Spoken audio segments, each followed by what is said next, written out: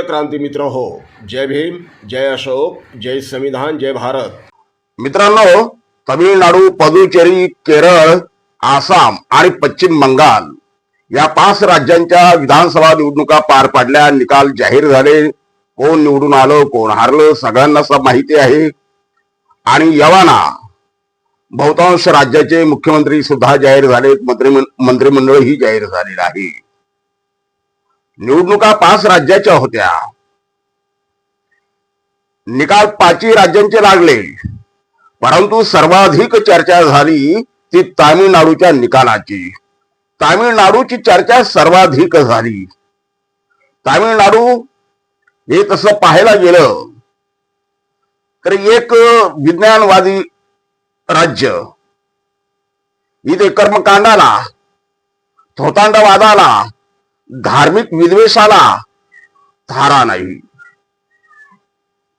हा प्रदेश रामास्वामी पेरियार यांच्या विचारांना मानणारा प्रदेश. हा प्रदेश विश्वरत्न डॉक्टर बाबासाहेब आंबेडकरांच्या विचारांना मानणारा प्रदेश. इथे RSSच्या विरोधामध्ये, इथं धर्मांध अतिरेक्यांच्या विरोधामध्ये जनजागृती झालेली आहे आणि त्यामुळे ते धर्मांध अतिरेक्यांना थारा नाही. त्या पार्श्वभूमीवर तामिळनाडूमध्ये लागलेले निकाल, जे द्रविड चळवळी भोवती आतापर्यंत तिथलं राजकारण फिरत आलं, त्या द्रविडी राजकारणाला एक धक्का देणार होतं. रामास्वामी पेरियार यांचा विचार आम्ही कसा मानतो हे दाखविण्याची 2 पक्षांमध्ये, तिथल्या स्थानिक पक्षांमध्ये एक अहमिका लागलेली होती. All India Anna Dravida Munnetra Kazhagam AIMDMK आणि द्रविड मुन्नेत्र कळघम हे ते 2 पक्ष. जयललिता आणि करुणानिधी यांच्यापर्यंत हा संघर्ष सुरू होता. तो आताच्या स्टॅलिन पर्यंत हा संघर्ष सुरू राहिला. कधी स्टॅलिन यांचा पक्ष सत्तेवर, तर कधी जयललिता यांचा पक्ष सत्तेवर, असं आलटून पालटून त्या ठिकाणी राजकारण होत राहिलं, सत्ताकारण होत राहिलं. त्या पार्श्वभूमीवर विजय यांचा नवखा पक्ष, जो अवघ्या 2 वर्षांपूर्वी स्थापित झाला, तो पक्ष तामिळनाडूच्या राजकारणामध्ये एंट्री घेतो काय, एंट्री मारतो काय आणि 2 वर्षामध्ये सत्ता देखील निर्माण करतो काय, संपूर्ण सर्वोच्च सत्ता आपल्या हाती घेतो. आणि त्यामुळे विजय यांच्याबद्दल अनेक बातम्या बाहेर आल्या. कोणी म्हणतंय की विजय हे रामास्वामी पेरियार यांना मानणारे आहेत, ते पूर्णपणे आंबेडकरवादी आहेत, तर कोणी त्यांना संघाचे हस्तक म्हणतायत. जसं पश्चिम बंगालमध्ये अवघ्या 15 वर्षामध्ये भारतीय जनता पक्षानं चंचू प्रवेश करत सर्वोच्च सत्ता ताब्यात घेतली, तसं ते तामिळनाडूमध्ये करू पाहत आहे. त्यांनी त्यांच्यासाठी एक चिखल तयार केलेला आहे, कमळ फुलवण्यासाठी. विजयच्या रूपानं त्यांनी तिथे एक चिखल तयार केलेला आहे आणि ते तिथं आपला कमल फुलवणार, अशा पद्धतीची शंका, म्हणजे कुजबूज आपल्या कानी ऐकायला येत आहे. मित्रांनो, यातलं खरं काय खोटं काय? विजय हा RSS हस्तक आहे का? RSS न पेरलेलं ते प्रोडक्ट आहे का? किंवा तो खरोखर आंबेडकरवादी आहे का? अर्थात तो आंबेडकरवादी असणं आणि दुसरीकडे विजयला अनेक लोक आपल्या जातीचे, आपल्या जातीमधला आहे हे दाखवण्याचा प्रयत्न करत आहे. आमच्या महाराष्ट्रातला मातंग समूह देखील विजय मांग आहे, तो मदिगा म्हणजे मांग आहे असंही दाखवलं जात आहे.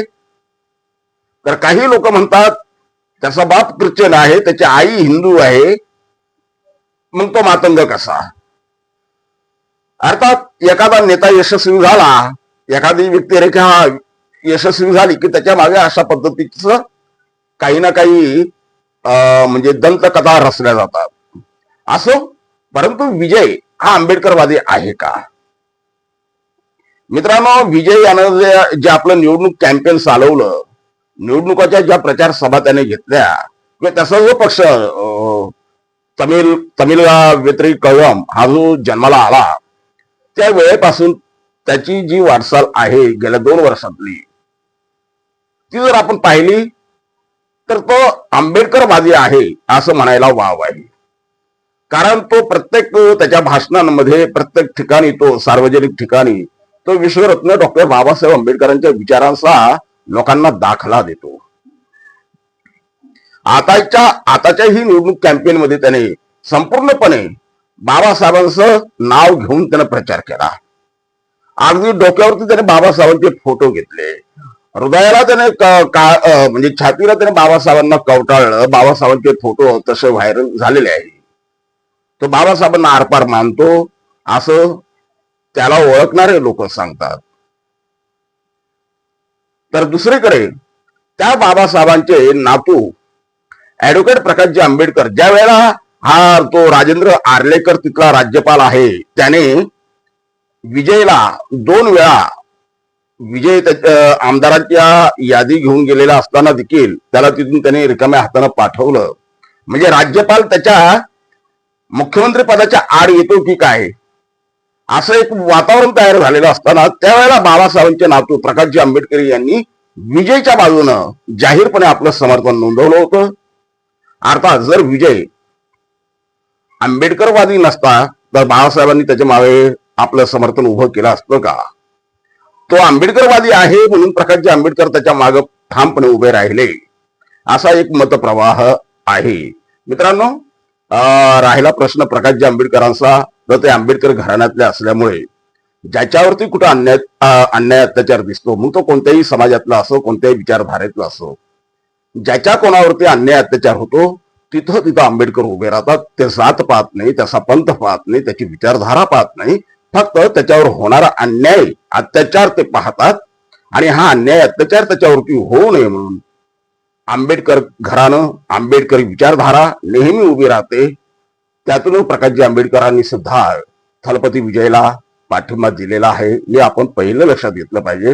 राहिला प्रश्न विजय थलपती RSS ने पेरलेला आहे की तो आंबेडकरवादी आहे, याचे उत्तर आपल्याला अवघ्या काही दिवसांमध्ये मिळणार आहे.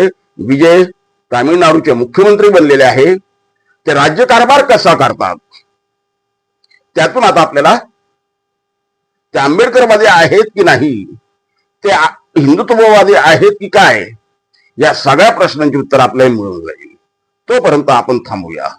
जय भीम.